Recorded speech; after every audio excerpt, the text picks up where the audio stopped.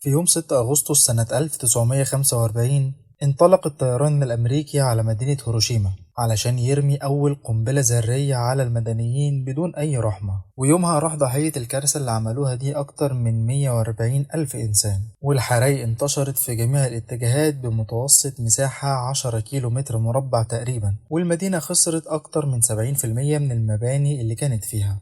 لكن الموضوع موقفش لحد هنا. بعدها بثلاث أيام وتحديدا يوم 9 أغسطس سنة 1945 أمريكا رمت القنبلة الذرية التانية على مدينة ناجازاكي واللي قتلت حوالي 70 ألف شخص. والمحزن إن أضرار القنبلة الذرية ما وقفتش عند إلقائها وبس، لكنها امتدت لسنين طويلة في مستقبل الأجيال اللي بعدهم. فاللي ما ماتش وقت الانفجار مات بعد كده بسبب التأثير الإشعاعي الخطير واللي الدراسات بتقول إن آثاره ما زالت موجودة لحد النهاردة. وخليني أقولك إن كل المصايب دي كانت من قنبلة نووية، واللي هي لا تقارن تماما بعملاق القنابل، القنبلة الهيدروجينية. أهلا بيكم في حلقة جديدة من مسلماينز، واللي هنتكلم فيها عن القنبلة الهيدروجينية.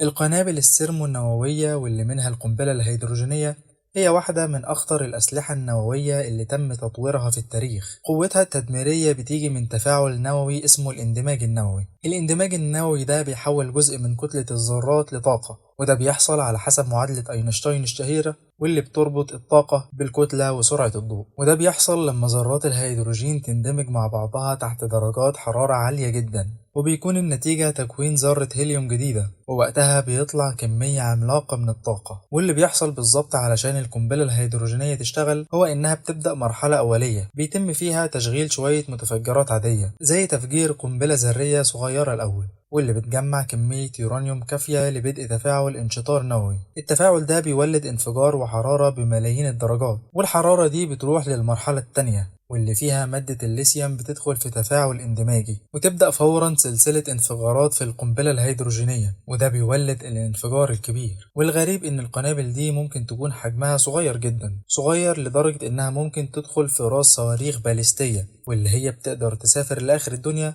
في مدة ما تعديش 25 دقيقة، تضرب أهدافها بدقة شديدة. بس يا ترى إيه اللي بيخلي القنبلة الهيدروجينية خطيرة للدرجة دي؟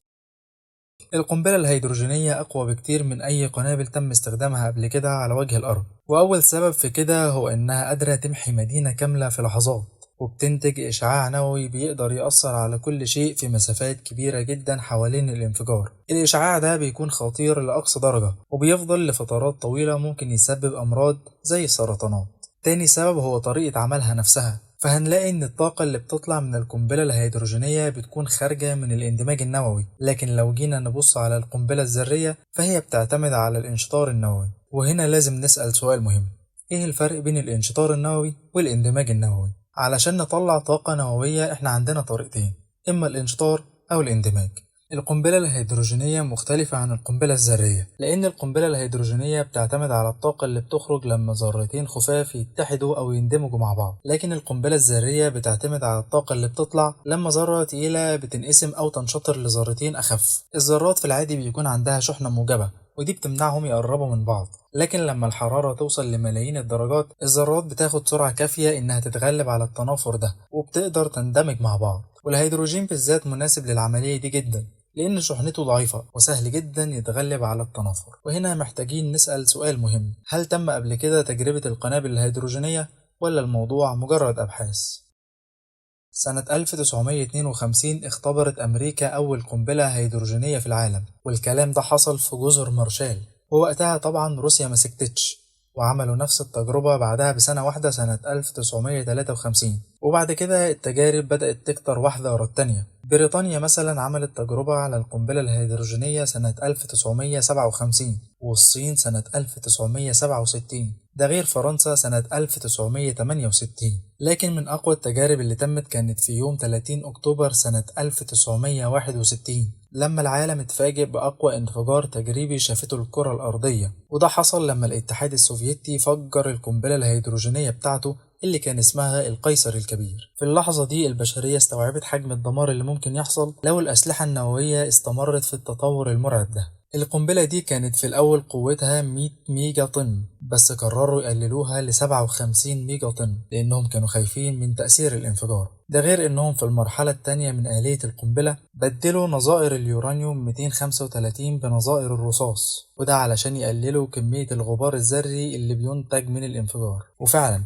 التعديل ده نجح بنسبة 97%، لدرجة إن قنبلة القيصر بالرغم من قوتها التدميرية المهولة تم وصفها إنها واحدة من أنظف القنابل النووية من ناحية التلوث الإشعاعي. لكن لحد اللحظة دي القنبلة الهيدروجينية ما تمش استخدامها في أي حرب الحمد لله. لو جه في بالك سؤال بيقول إيه اللي بيخلي القنبلة الهيدروجينية أقوى كتير جدا كده من القنبلة الذرية، فخليني أقول لك إن أكتر من 200 ألف شخص ماتوا في اليابان بعد ما أمريكا رمت أول قنبلة ذرية على هيروشيما وناجازاكي. الانفجارات دي كانت مدمرة جدا لدرجة إنها خلت اليابان تستسلم، لكن القنبلة الهيدروجينية ممكن تكون أقوى 1000 مرة من القنبلة الذرية، وده طبعا على حسب كلام خبراء كتير في العلوم النووية. ده غير إن أمريكا شافت بنفسها قوة القنبلة الهيدروجينية لما اختبرتها سنة 1954، وده لأن القنبلة الذرية بتتقاس قوتها بالكيلو طن، يعني 1000 طن من التي ان تي، لكن القنابل الهيدروجينية بتتقاس بالميجا طن، يعني حوالي مليون طن من التي ان تي.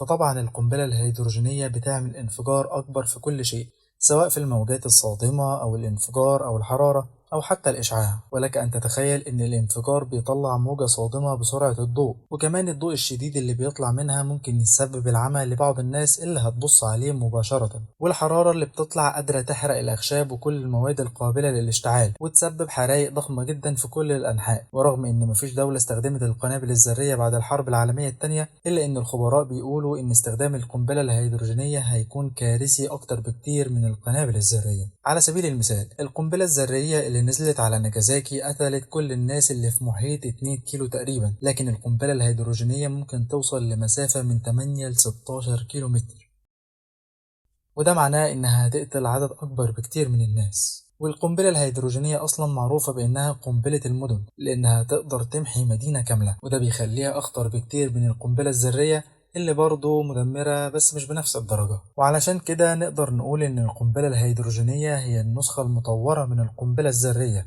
وعلشان تعمل قنبلة هيدروجينية لازم الأول تكون أتقنت صناعة القنبلة الذرية، ده لأن من أهم الفروق بين القنابل الهيدروجينية والذرية هو إن القنبلة الهيدروجينية أصعب بكتير جدا في التصنيع، لكنها في نفس الوقت أخف في الوزن، وده معناه إن الحرب بيها هتكون أسهل بكتير. ده غير إنها ممكن تسافر مسافات أبعد لما تتثبت في رؤوس الصواريخ. لكن برضه نقدر نقول إن نوعين القنابل دول من أقوى وأبشع القنابل على وجه التاريخ، والاتنين بيقدروا يدمروا الناس ويمحوا مدن في ثواني أو حتى بعد ساعات وسنين من الانفجار بسبب الإشعاع اللي بيخرج منهم. ومن أكتر التقارير المفجعة اللي اتعملت وقت إلقاء القنابل الذرية على هيروشيما وناجازاكي كان تقرير عملته مجلة لايف علشان توصف الدمار في مقال 12 في 11 مارس سنة 1946، وقالوا إن الناس اللي تعرضت للقنبلة أجسامهم كانت بتتهرس وبعد كده أعضائهم الداخلية بتنفجر. وبرضه نرجع نقول إن ده حصل بسبب القنابل الذرية اللي هي أخف بكتير جدا